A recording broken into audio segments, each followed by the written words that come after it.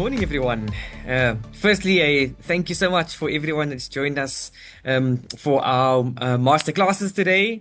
As I'm sure for those that have seen the two of us last year, I'm joined by Sumaya Ishmael. Between Sumaya and I, we sit in our proposition team.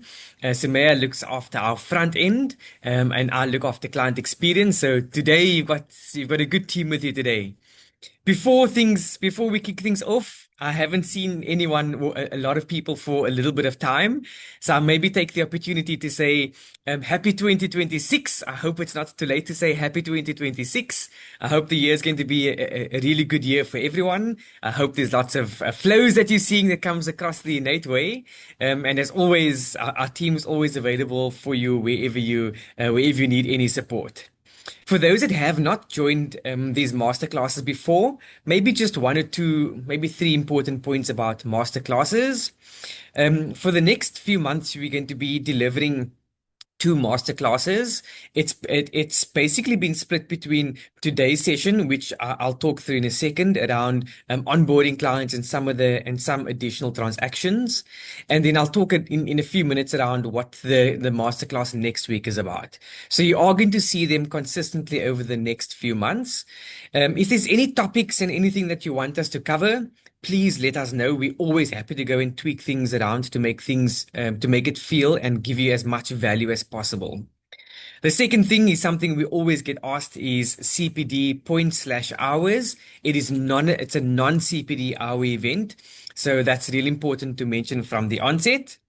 And then something that's really, really important that I would never want to forget is there is a Q&A function available. So if you have any questions that you would like to ask in the Q&A, you're welcome to add the Q&A as well.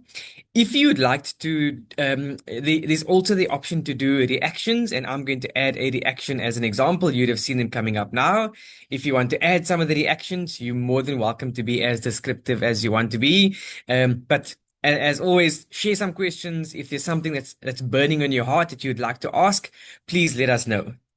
I am going to share screen in a second, and it essentially means we're ready to kick things off from our side. Okay, so as I said earlier, today's is part one of a two-part series. Today's session is going to talk about onboarding and submitting instructions. The purpose that we launched these masterclasses for was we wanted to give you as much information as possible to help you navigate INN8. Some of you are new to using INN8 or will be new to using INN8.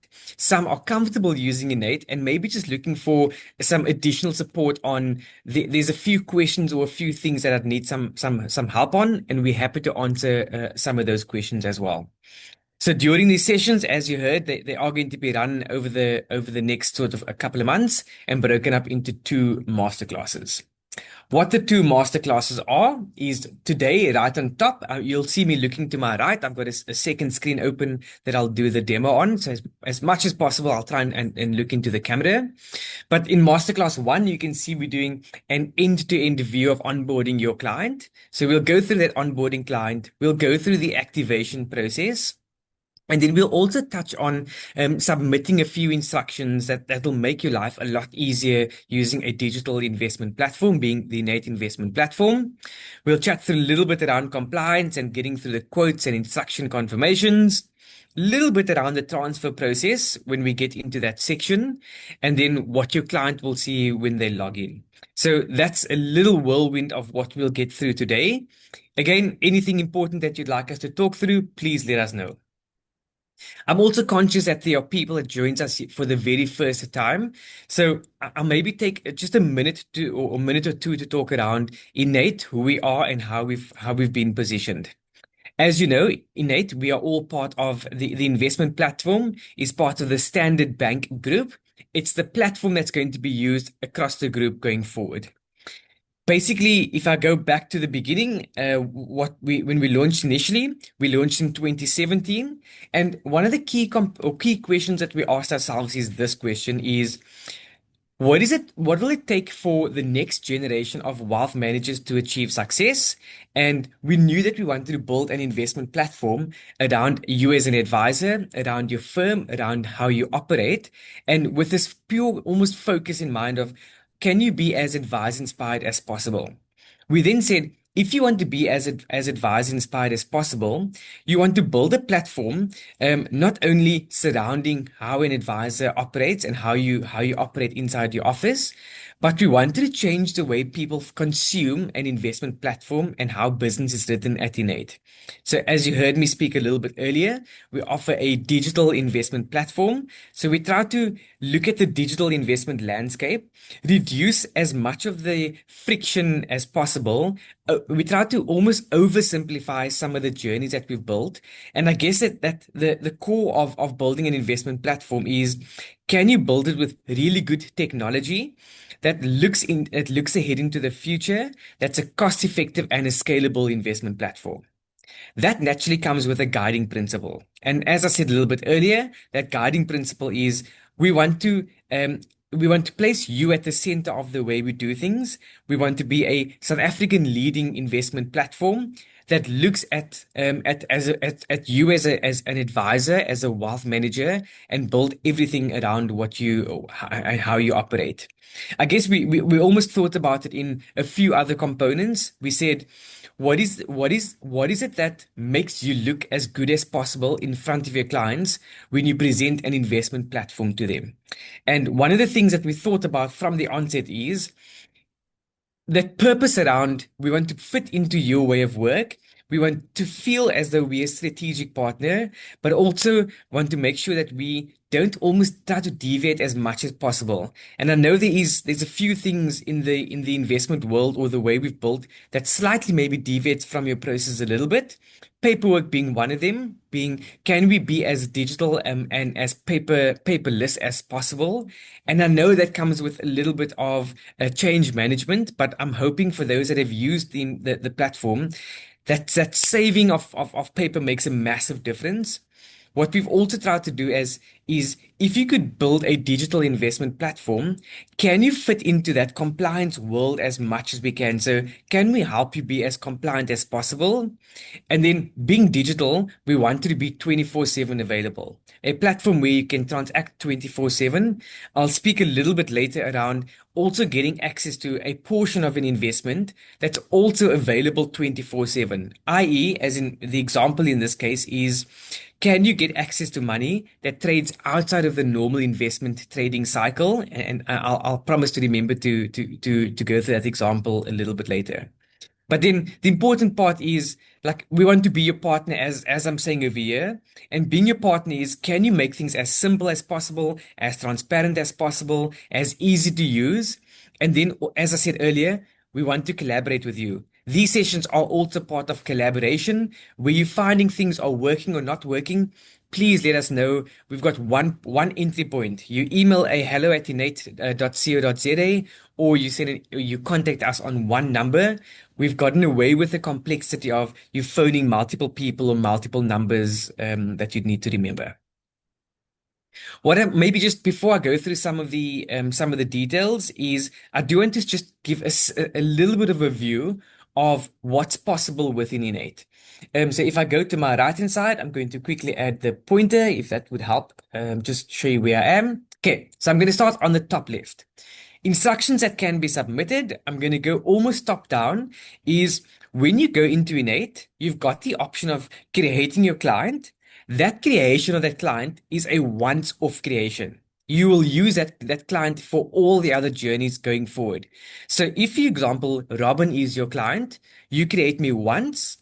Even if I play multiple roles, I am a beneficiary, a trustee, a related party, whichever the role is, you only create once and you reuse that same contact. That will help save time.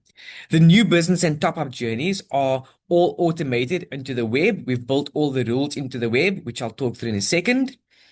You can withdraw and switch. There's a portion of withdrawals where you have access to money that's available immediately, and I will definitely touch on that. I would like to challenge you, if anyone thinks that there's a different provider that can do retirement as quickly as we can. We've built retirement in 2 screens, so something really easy to go through. We call it managing scheduled transactions, and that's managing a debit order, regular contribution, annuity income. I'll talk about preferred asset nomination a little bit later on as well. And then the bottom section is managing the contact that you create. So whether it's fees you want to amend, or static details like personal information or beneficiaries, all inside a digital journey. I'm going to mention something really important on fees, something that I think is that you'd appreciate. Section 14 fee renewals is a fully digital process. With the digital process, we've also built it for only underwritten retirement funds. So for those that's part of the elevated tranches, you will notice by default the amount of Section 14 fee renewals you'll do or you would have needed to do will automatically decrease.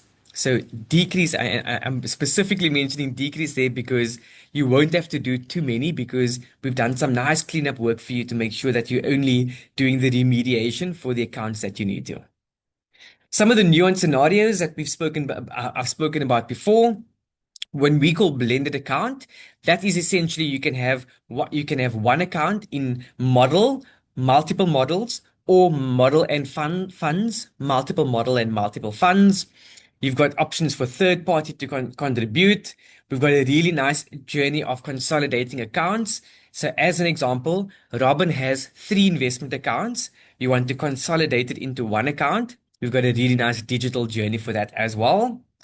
Different types of investors, whether it's a South African resident, non-resident, where that sits in different entities, trust, legal entities, the companies, or in whichever form, all possible within INN8.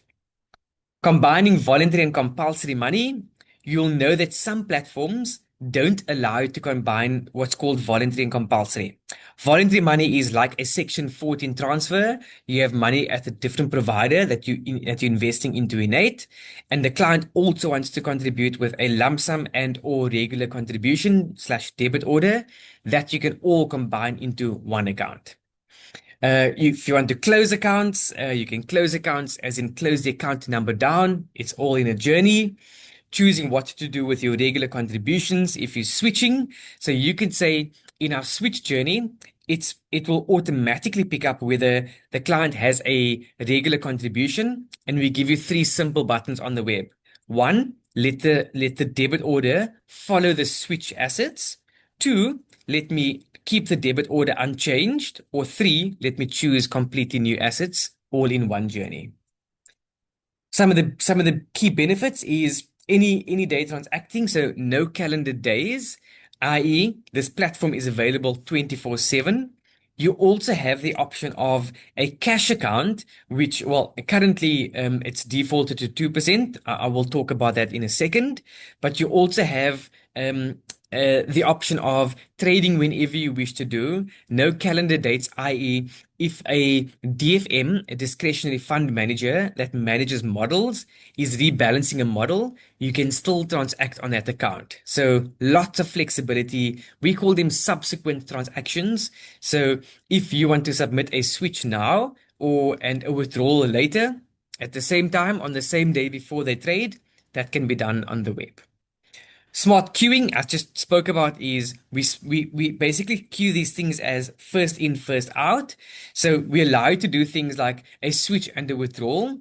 If there's not enough money to withdraw at the point of withdrawal, it'll give us an error in our backend system, and we'll proactively reach out to say, you looked to withdraw 100,000. The switch actually gave you only 98,000 Rand available.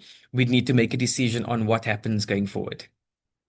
No paperwork, no forms. So INN8 is a digital investment platform. We provide what we call an instruction confirmation. I'll show you in a second what that looks like, which is a document that you can store for your own record keeping if you'd like to keep the document as record keeping. AML, it's anti-money laundering or going through FICA. So that process is, we'll go through that full digital process for you. It'll give us a risk rating and maybe just one reminder. Where you are adding multiple people linked to an investment, like a trustee or a third-party payer, they all get accumulated into, they get individual risk ratings. And it's always that everyone assumes the higher risk rating of whomever the individuals are that are added. Ongoing monitoring, so we will do ongoing due diligence. I'm going to show you the tracker. We can track all of your instructions online. Quick, easy click of a button. You're only going to see instructions that are available. So where you are in any web journey, we're removing buttons that you don't need to click on or things that's not possible. So as an example, if you cannot charge a fee for section 14 RA to RA transfers, we won't give you that option available. We'll take some of that work away, whether you need to almost remember, is this possible or is a product rule available? And then allowing instructions based on the product, the business rule and legislative rule. This essentially I'm going to show you in a second while I stop sharing over here is what the web looks like. So I'm going to jump into the web. Let's quickly go in here. Let me log in. Okay, so I'm logging into a demo environment, and what the demo environment is going to do is it basically replicates what you're going to see in your real production environment. So what you're seeing now is what you'd be able to see as if you were in your real environment. I mentioned a second ago that I was going to chat through new client, new business, and excuse me. What I don't want to do at the moment, so if you click on new client, so I'm going to go new client, you can automatically see we've got the option of individual. If I click on individual, it will give me the option of um, individual, non-resident, and also sole prop, so sole proprietor. If I go back and I click on company, it'll give you the company in all its different entity types. So let's say you want to do a social club. You can see I just typed social. You can see social club is an option, or one of the many different options that's available under the company. Trust is as you and I know it. And then if I go back, for those that if you don't have all the personal information and you would like to go and produce a quote, we've got the option of a prospect. And on this drop down, you can choose company or trust as the prospect as well. And there you can see 4 to 5 pieces of information that we only need that will allow you to create a quote if needed. In the interest of time, what I would like to do is I'd like to find a client that we've already created. So I'm going to show you what the personal details screens looks like. When you create a new client, these are all the pieces of information that you would need to input. So you can see in this case we created Dr. Riley. You can see all the personal information. We've got some contact information for the investor, the address. Maybe over here we'll confirm. You see, we are not asking for a postal address because the digital platform, we don't post anything over to client. So everything is done digitally. Bank account that we add, maybe an important point for bank account is when you add a new bank account, it's going to do 2 things. So maybe if I click on add bank account, just to quickly show you, let's just choose ABSA because it was first on the list. I'm going to enter any account type, and I'm obviously making up an account number. When I click on add, you can see automatically within a few minutes, it's going to validate whether the bank account is a correct bank account or not.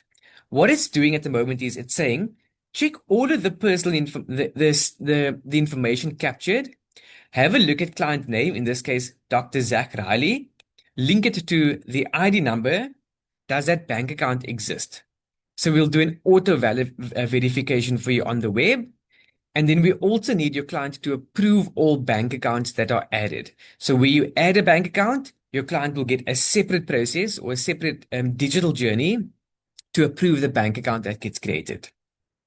Tax information. This is whether the client is a South African citizen or not, if they are reportable in the US or any foreign jurisdiction. Over here, you've got whether the client's tax information. If they, you can also add multiple tax details. So if the client has a secondary tax in a different or secondary obligation in a different jurisdiction, they can always add secondary here and then any withholding rate on dividends or interest. Okay. So what I want to do is I'm going to go to the home screen and I'm going to click on create quote.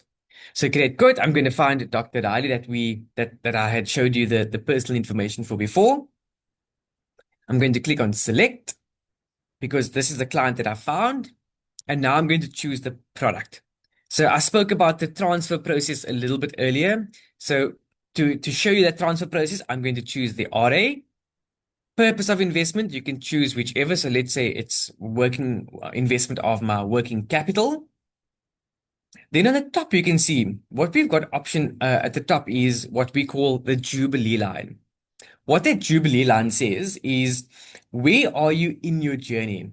So I know naturally you could think there's 7, I'm going to use the term loosely in air quotes, pages of information. But you can see in step 1, it's only the 2 pieces of information. Step 2, it also only asks for a few key pieces. So I'm going to choose lump sum for the time being, and then I'm going to click on continue. And now you can see simply the next screen is what you're looking to, what's is needed for the lump sum journey. If I just contrast back to an application form world, what you would have noticed is we would have in the application form, you'd have to scratch through debit order or transfer information or any information that's not applicable.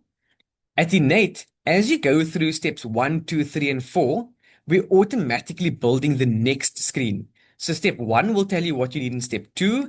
Step 1 and 2 will tell you what you need in step 3, and so forth. Let's say I go back. So this page, you can see it's only asking for fee information, value for the lump sum. I now go back and I add external transfer and I click on continue. And you can see within a few seconds or split seconds, we're now asking for information around the transaction. Here you can see the fee information is there, but let's add a transfer. So I'm going to say, I'm going to take, I don't know, 10 million rand investment. It's coming from let's say, a preservation fund. I click on add, and you can see nice and easy. I can choose a fee, ongoing 0.1%, initial 0.1, nice and easy. Let's say you now remember, hold on, I've got the incorrect source, and I click on edit. I change this to RA. It's an RA to RA section 14 transfer. And you can see this is our the fee, the ongoing fee renewal process. If I click on update now, you can see, oh, hold on. We now have told you for RA to RA transfer, you cannot charge an initial fee, so it won't even let you add the fee. That same what I said a little bit earlier, we want to make sure that the web journey builds all the business rules and legislation that we want to keep consistent throughout the journey. The next is what we call assets, which you can choose an asset to invest. Here you can see model portfolios, and automatically some of the rules that we've built into models and the digital journeys is, let's look at this Fundworks model. It says it's open to all clients, but I cannot add. That little circle says I can't add. If this happens, you can simply click on the drop down arrow and it'll tell you why potentially. And you can see in this case, one fund being an ABSA fund is closed to all clients, meaning it can't accept any inflows. So it won't let you invest into that model. If I chose this top model and the other models, you can see at the bottom, it'll simply just keep on adding. I spoke about blending options earlier. So let's say I just added the top 3 funds as an example. And you can see it's automatically going to add. If I just expand this over here, you can see it just keeps on adding different funds or models. If you want to remove, you can simply just click on delete. Let's say I go back in, I want to choose, let's say 2 funds, an equity fund and a balance fund. If you'd like to weight it, you can either add any amount. So let's say you go 30% over there and we go 70% over here. Alternatively, you can click on equal weighting and it will equally weight those as well. So you can see automatically where I'm going with the next comment is if I click on continue, what you're going to get in the web journey, and you can see within a split second again, is the legislation around Reg 28 for your pension, for your preservation fund and your RAs. This may be a little bit of a harsher way of saying this, but where something is not possible to invest, we are going to block you on the web. And you can see, I can click on continue as many times as I wish. It's not going to go through up until your Reg 28 status is compliant. One of the reasons we block on the web is if I go back and I ask you to think about a form-based world, you would essentially create a form and complete that form. Before you complete that form, I call them off-platform processes. And it's the off-platform advice. So you would go through a disclosure, a record of advice, financial needs analysis, you'd have information signed by your client, and then you go into the platform and the platform says, hold on, you cannot go 50-50. As an investment platform, we're saying we don't want you to go back to your client again to recomplete forms. We want to make sure the journey is as perfect as possible on the web. Let's quickly just add a money market fund just to show you. Oops, if I go into fund, I'll add any money market there. Let's equally weight it. If you want to check Reg 28 status, you simply click a button and it says, yes, I'm happy with what that Regulation 28 status looks like. At the bottom, I spoke about the a little earlier, I mentioned no trading calendars, liquid cash available. And here, if you look at the holdings, I've chosen a third into each fund. And you can see it's automatically readjusted the weighting to hold 2% as cash. Going to be completely open with you. We've got advisors who absolutely love cash. They're asking, how can I get more cash available into an investment? And some are saying, I don't actually like cash, and I don't like it being defaulted at 2%. We've got some work planned to give you the option of flexibility, and we're trying to target that work for kind of mid to end Q2, where you get to choose your cash allocation. As in, if you'd like to that cash to be zero, you can keep the cash at zero. Or if you'd like to increase the cash, you could increase the cash. What this cash is as an investment vehicle is you can almost think of it as a bank account where you've got access to liquid money.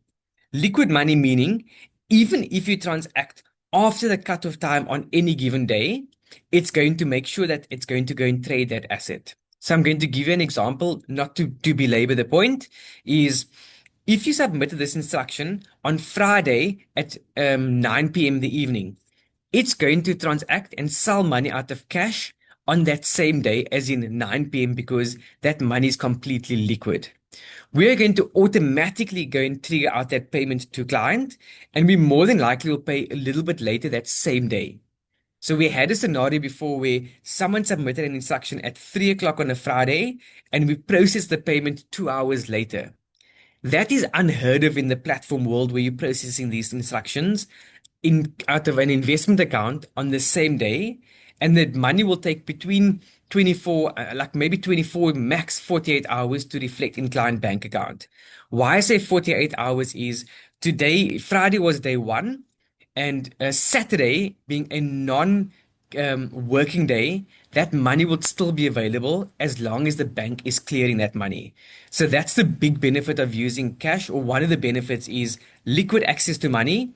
And then we don't have to do things like selling units to pay for any fees, platform fees, model portfolio fees, ongoing advice fee, etc. That's all already set up and defaulted to target cash. This cash is managed at 2%. If it drops below 1.5%, you can choose a fund or multiple funds to top up that account. And that's what we call preferred asset nomination. So if you say, yes, hold on, if this drops below whatever the target is, only deduct money from the money market fund to top up this cash account, 100% no problem on our side. Okay, I'm going to remove this. Let's quickly remove two funds just to get us into a nice, easier portfolio. Click and continue. Estimated retirement age. I'm just going to go 55 because we all would like to retire at 55. Okay, and then you've got the quote. The last step says, where are you in the journey? It also gives you an option to generate an investment proposal. On the left, if you've got some clients that are a little bit technical, you can include a Morningstar X-ray as well, and that will give you access to get access to some technical information like fund performance, geographical holdings, things like your underlying holdings, your top 10 holdings. So, are you holding things like MTN, Anheuser-Busch, BAT as an example? For those that would like to have a look at the underlying exposure. What the quote document does is it allows you to take something to your client to say, in my advice process, I'm giving you access to a quote. And this is what that quote looks like. I'm not going to go through it in heaps of detail. It's giving you the 10 million transfer plus the 1 million rand lump sum investment. If I go down, if I just zoom in a bit, asset allocation breakdown, including cash, detailed assets at local versus foreign, the split, information around fees, and you can see the weighted TIC, the total investment charge, fee for advice, initial and ongoing. This gives you a sense of our platform fees. Quick reminder, three tiers on the platform fee, starting at 0.48%, including VAT where applicable. So the first 2 million is at up to 0.48%. The next 2 million at zero point 0.2, balances above the 4 million at 0.1%. If your balance is less than 50,000 Rand, there's an annual fee of 276 Rand across all of the investment accounts. So that's around 23 Rand, including VAT every month. You can think of it as if you went to, won't reference any coffee stores, some do a coffee at like half price before 8 o'clock. It's if you after 8 o'clock, it's half the price of a coffee, being 23 Rand a month is the fee that's been paid for a very digital investment platform. Where there's a model, it'll show model fees. Here's the EAC. So you can see for 11 million Rand, the platform fee is around 0.16% for the first year and slightly shifts out thereafter. And then some important information to consider. I, I'm going to click on, so in the normal journey, what will happen is you take this quote, you go over to your client and say, Dr. Riley, here's your quote. Are you happy for me to process? No, that naturally doesn't happen immediately, but I'm going to go immediately into the convert to new business journey, just in the interest of time. I want to chat through maybe one or two other transactions as we go ahead as well. So when you convert to new business, you can see one of the principles of the web is we wanted to remember the information that you had captured before. So here you can see it's remembered the step one's information. If I go, this is just saying you can see there's an existing RA. Do you want to top up or not? I'm going to say let's create a new investment. It's remembered the contribution type. If I go down, it's now asking I need some more transfer information. While I'm on the transfer information, so let's just say this money is coming from, I don't know, 91. The account number is RA12345. The source of funds was, let's just say consulting fees, and we click on update. While I'm on transfer, a reminder, as an innate investment platform, we take that administration of the transfer out of your hands. So we will follow up with the transferring companies. We try to do it at least twice a week to get a sense of where the supporting documents are and almost to pester them to get that money over as quickly as we can. For this types of transfer, section 14 RA to RA, it's the Form H and Form J. We'll keep on following up with the transferring provider for that. Okay, I'm going to continue. You can see at the bottom, it's remembered the fund that I was in before. If I click on continue, it will give me the option of nominating a beneficiary. So let's say I want to add my estate as the beneficiary. There are no dependents. I click on continue. Who is going to fund the investment? The investor or a third party. Let's say the investor is going to do an EFT. And it's the money's coming from the bonus. It's maybe bonus time that money's coming around. We choose in the bank account that's available. When I click on continue, you can see it's taken maybe 60, 70 seconds to go through this journey. Then we've got this document called an instruction confirmation. Let's say you forget to generate it, and I'm going to tell you in a second what that is, and you click on continue. We are going to remind you, do you want an instruction confirmation document? And what this document does is, it's a summary of the investment that you are about to place that gets generated before all investments are or all transactions are processed. Whether it's a switch, a withdrawal, a top up, whichever transaction, we'll give you the summary. So in this case, I'm going to say, hi, in this case, Dr. Riley, this is the RA investment. we discussed. Okay. Now just click on continue. What it's going to do is it will automatically download the instruction confirmation document for you. This is what the document would look like. You can see if I just zoom in a little bit, it's got information about the investor on top, the lump sum information being 1 million rand that we're doing via the lump sum, where the lump sum is going into, the transfer of 10 million coming from 91, where the 10 million rand is going into, the ongoing advice fee. Here you can see is giving you the comments that I added earlier. And at the bottom, it's got a declaration. And for you businesses where you would like to have something signed, and I'm going to be specific here saying if you need to, we don't need to our side. You can also have this document signed and kept for your record keeping. You go through a declaration, and very simply it says you've been appointed as the advisor. You've got either a category 1 or a category 2 license. And if it's a category 2, you've got the discretionary mandate in place with the client. You've gone through the accreditation. That's a phase requirement. You've explained all the important information like the investment proposal, the terms and conditions, etc. You've got the necessary authority to submit this on behalf of your client.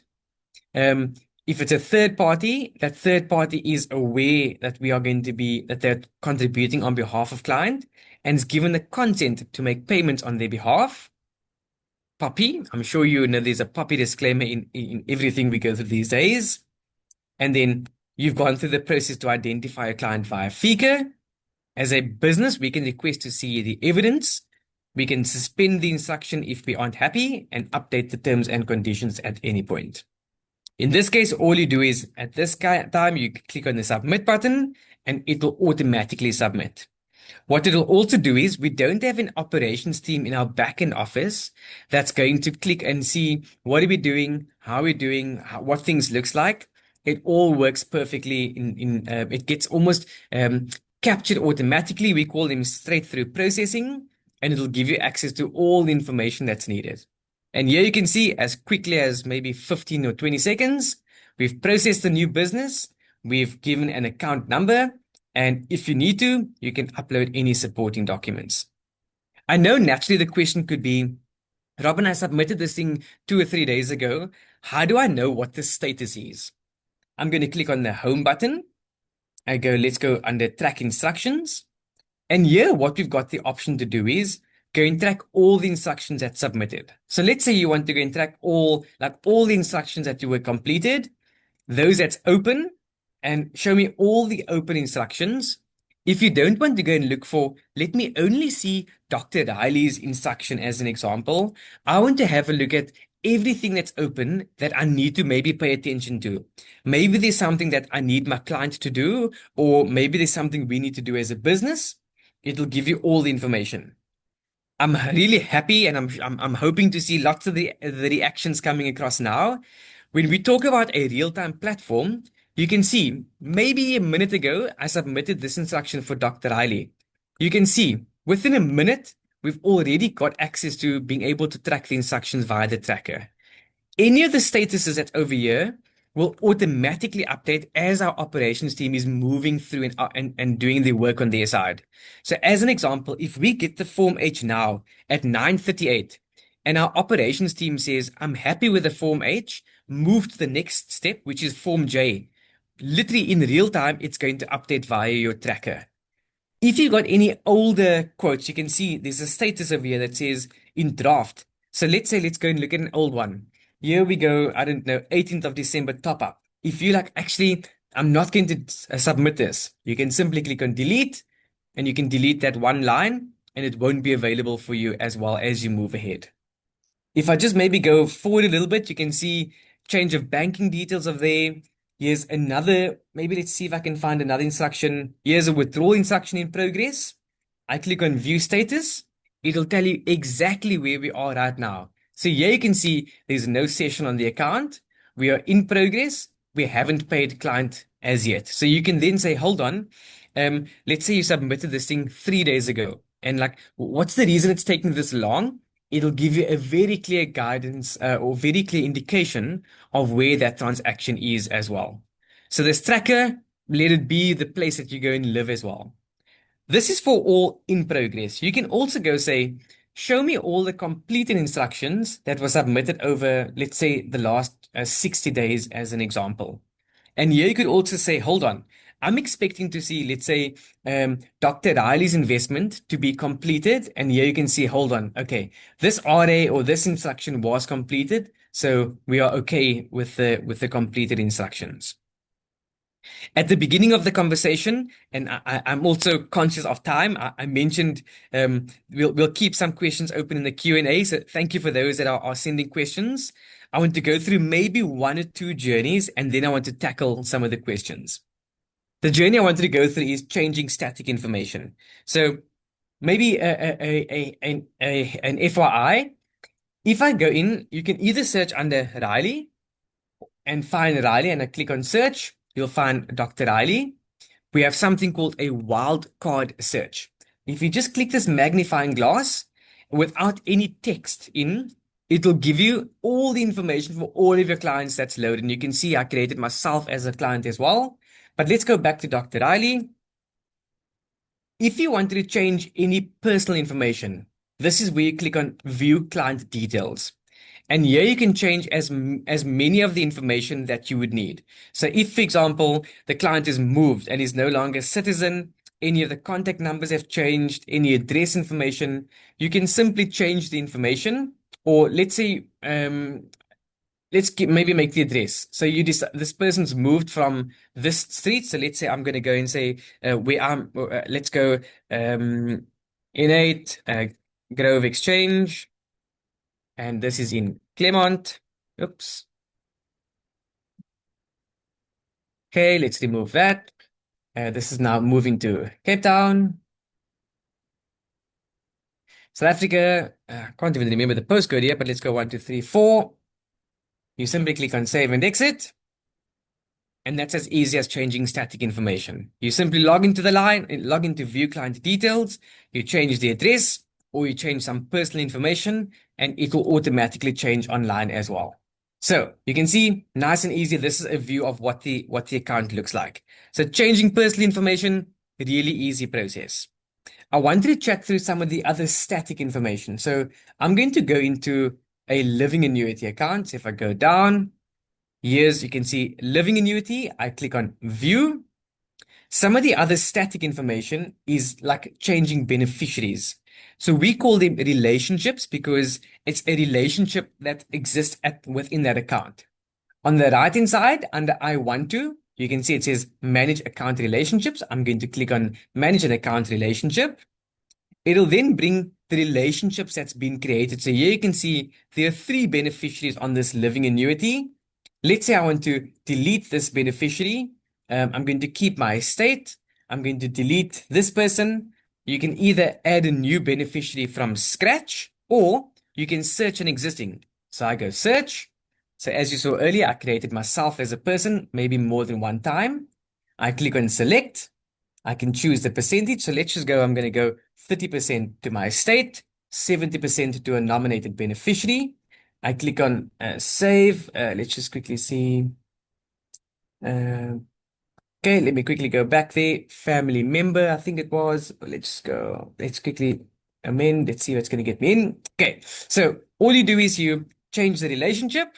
And this essentially, you can see within a second, it's allowed me to change the beneficiary, and it will automatically trigger an email to clients to say beneficiary nomination has changed as you had requested us to do. So nice and easy, like static changes that we can do. The last thing I wanted to show you before I go through some of the other journeys is fees. So if I go to the main screen, you can see this will give me a playback of all the accounts available for client. You've got manage advisor fee over here. Or alternatively, if you want to manage it for one specific account, let's go to the living annuity. It'll also give you the option of managing the advisor fee. So this is you've had a renegotiation or a change of fee with your client. What this will do is if I click on manage fees, it'll automatically tick the box for, you can see in this one living annuity, but it's also saying there are other accounts. Do you want to manage the fee for the other accounts? Let's say you go no. So I'm changing the fee from 0 to 0.1%. Oops, if we can ignore that. And I click on continue. And automatically you can see it saying, what is the old? So old was saying 0%. We're going to 1%. I click on continue. The exact same declaration we have available.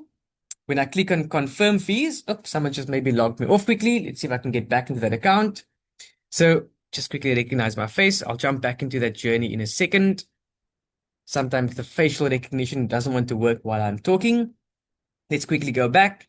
So as I go back into Dr. Riley, managing the advisor fees should be that easy. You simply click on manage fees. You add the fee that you would like to change, and it'll automatically change the fee. What it will also do is it'll also kick off communication within a minute to your client to say the fee's been changed, and your client will receive correspondence to confirm that that fee has changed. So a little bit of a whirlwind of how the fees work. This is very similar to Section 14 fee renewals, where you can simply log in and go and change that fee.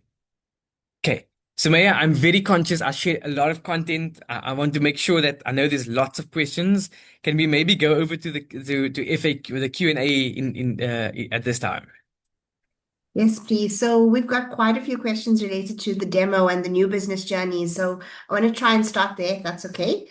The first one is from Wayne. Please confirm that the system blocks upfront commission on Section 14. However, can you confirm for agents for a Section 14 still get PCRs and what percentage is allocated of the lump sum amount? Sure. Thank you for your question, Wayne. You're 100% correct. In the demo, I showed the blocking of the initial fee. It will block the initial fee. Also, if you look at living annuity, where you're doing these Section 50 transfers, LA to LA, where the fee is capped at 1.5%, all of those business rules, including the Section 14 initial fee block, is built into the web journey. So 100%. The PCRs, I'm going to be completely honest, I'm the incorrect person to answer around PCRs. My understanding with PCRs as a principle is that you should be earning the same PCRs that you would have earned had it not been on the INN8 platform.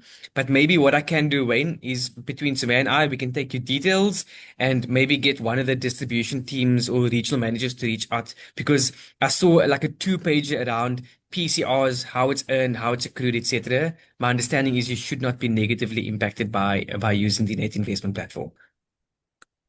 Thanks, Robin. The next one is from Anonymous. Where do we find the standard multi-strat funds? I can always find the Liberty MP funds, but not standard multi-strat. Short answer, thank you, Anonymous, is the multi-strat funds or the MPs, like the models, they are allocated and approved internally. When I say internally, is Liberty gives us a view of who gets access to those to either multi-strat or to those MP models. What you should be doing is when you're seeing, for example, MP1 to 5, that will be available under your model portfolio allocation. We've got these multi-strat options or models as well, also under model portfolio. But best thing to do is reach out to your sales representative or the regional manager, because if you don't have access, it means someone did not grant you access. As a platform being INN8 investment platform, we are only a consumer of what we are asked to provide. So if the question is, or if we get a request that says anonymous member, let's say your name is Rob and Larry, please give Rob and Larry access to the multi-strat funds, and by default, all Liberty gets access to, if I recall correctly, the MP models. We just take the instruction and we allocate. We don't control who and when gets access. That's purely driven by a regional manager and the distribution team. Robin, on the theme of new business and the demo, I'm just going to skip through and get through to Desmond's question. Why does the system not list all outstanding documents? And then at the bottom, he also asks a second question.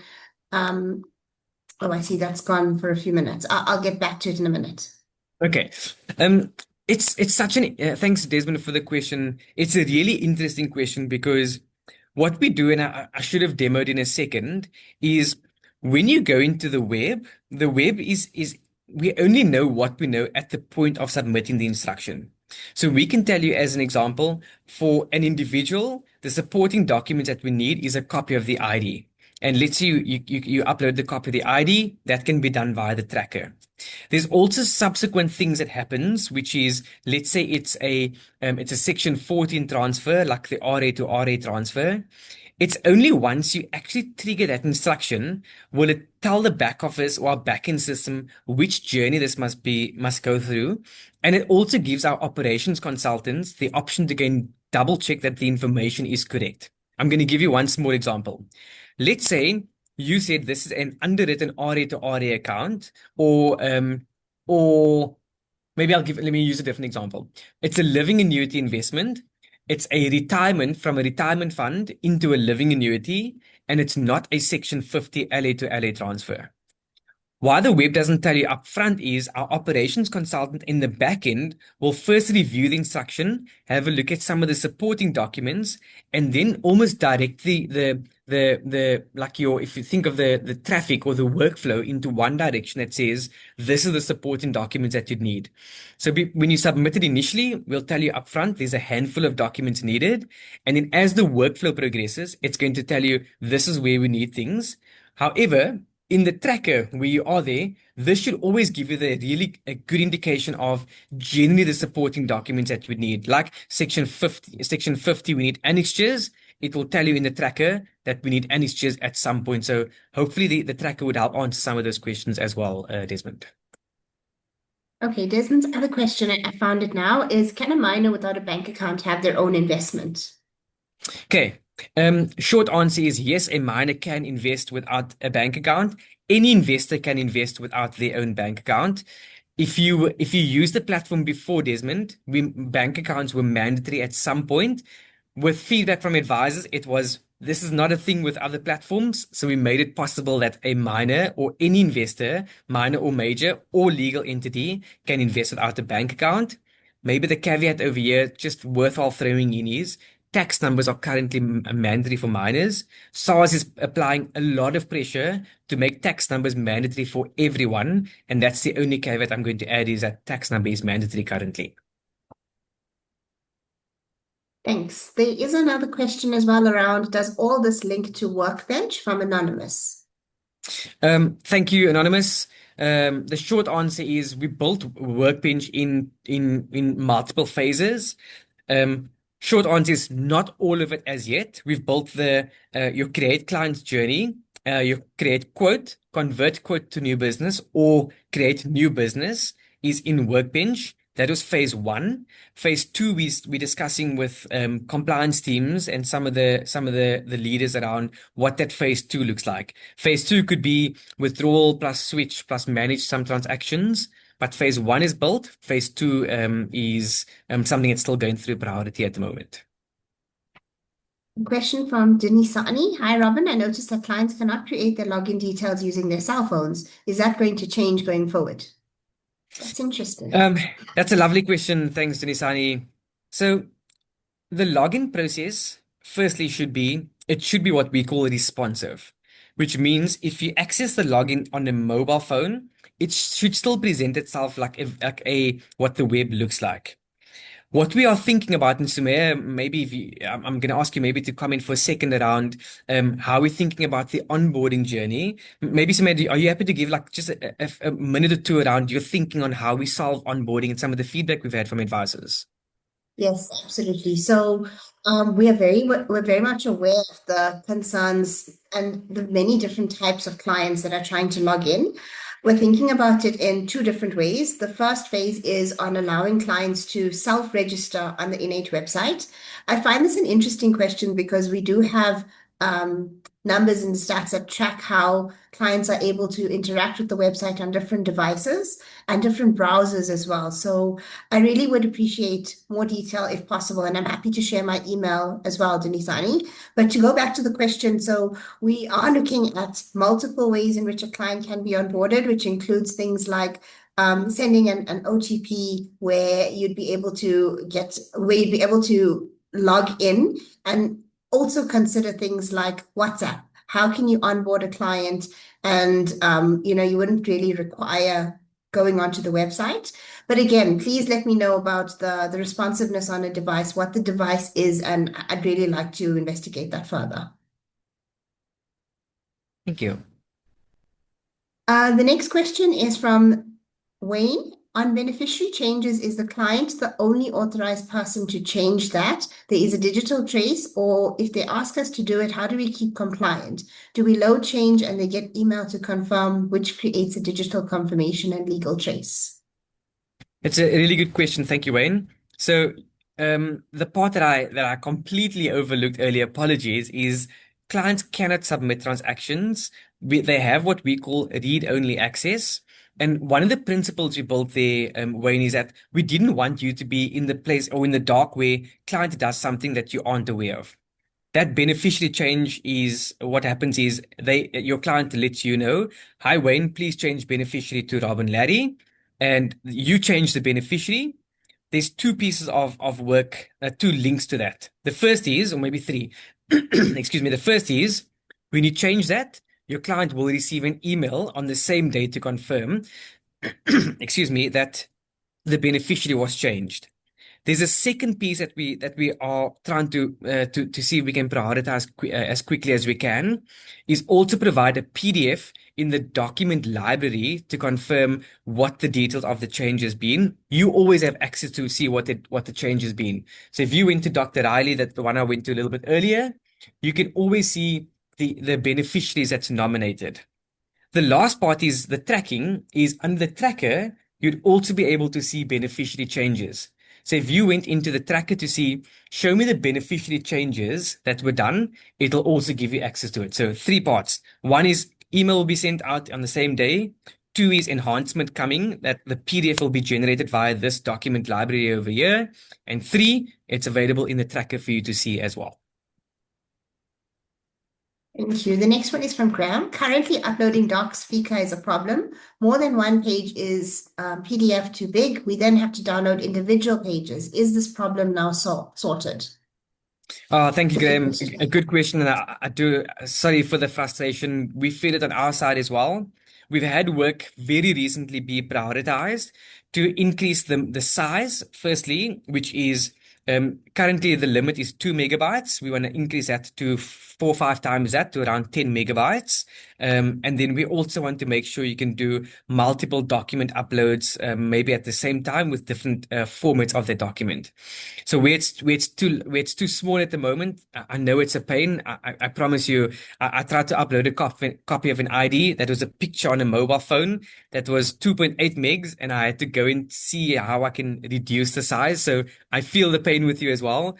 Hopefully, in the very short term, you're going to see that change, where more size and more flexibility on the document types that you can upload. Thank you. The next one is from Tanda. With regards to platform fees, I read if the investment across platform is 50,000 Rand and above, the platform fees are reduced. So I do like the question, Tanda. You spot on with the thinking. The way it works is we have a minimum fee of 276 Rand a year. It's around 23 Rand a month for all the accounts. So if your client has 5 investment accounts, it's not 23 Rand per account. That will be aggregated across those 3 accounts. It's just that the math works out perfectly that if you go above 50,000 Rand across all the accounts, you move into the tiered scale. And as a percentage of fee, considered to your market value, that's where you'll see what the reduction looks like essentially. So it's correct. So if you translate your 276, for example, let's say you took 23 Rand a month on 500 bucks as a debit order, you can automatically see there that fee as a percentage would be a lot higher. Whereas if you took that 0.48% over more than 50,000 Rand, the percentage of the fee does appear, it does reduce. So correct with the thinking there. Thanks. There are 3 questions relating to a similar theme as well, Robin. It's from Charles, Nadine, and Paul. Good morning. What is the SLA for the contracting agent to finalize the application once the client has accepted terms and conditions? Very similar theme as well from Nadine, who says that her client had accepted it and then she had to follow up continuously. And Paul asks, what are the escalation channels for servicing challenges? Thanks for the question, Charles, Nadine, Paul. So the short answer is when you submit that new business, your client only needs to accept the terms and condition once. It's a once-off acceptance. That acceptance, we kick off the communication in two parts. If you're part of a proposition where we need some supporting documents, there's a pause in the process. That gets kicked off after we check the supporting documents. But largely what will happen is within a few minutes, in this case 5 minutes, a activation will get sent to your client. And the SLA on if your client accepts that declaration, it updates immediately in our workflow, and that workflow should say that we've accepted the terms and conditions. Nadine, I'm going to be completely honest and be transparent over here. Is we've seen in the past where the clients accepted the terms and conditions, and then our backend office doesn't progress the workflow in the backend system that says client has accepted the terms and conditions, and that makes it appear to you as an advisor that the conditions haven't been accepted. So we're doing a lot of work over the next sort of week to two to go and clean up and make sure that we've got our house in order, so that when your client accepts it, it automatically tracks the workflow as real time as possible. Then Paul, with the escalations, there is a escalations process. If it's either on the operations side, there's an operations escalation with the leader being in this case Trevelin. On the server side, depending on the channel that you're in, it'll either be Tato, Zarina, or if you escalate further, Lara, Carmen, or to Chris. If it's the onboarding side, it's to Tony or to myself directly. But Paul, what I can do is we've got an escalations PDF, which happy to share with you as well. I'm really enjoying this conversation, but we are out of time at the moment, Robin. Yeah. Shall we wrap up? And I'm happy to Yes. respond to questions offline as well. Happy. So we'll definitely come back to feedback. So everyone that's been a part of the journey, thank you so much. The only thing, two last things to mention is I'm going to quickly share the screen. Next month and next week we do part two. This is a glimpse of what we're going to look at part two of the demo. I will chat to it in a second. Most important is we would really appreciate any feedback. This is a QR code for you to share your feedback on what's working, what's not working, what do you want to see more, what do you want to see less. I hope that you found this session valuable. Please reach out for the questions that we missed. I see there's lots of questions we missed. Apologies.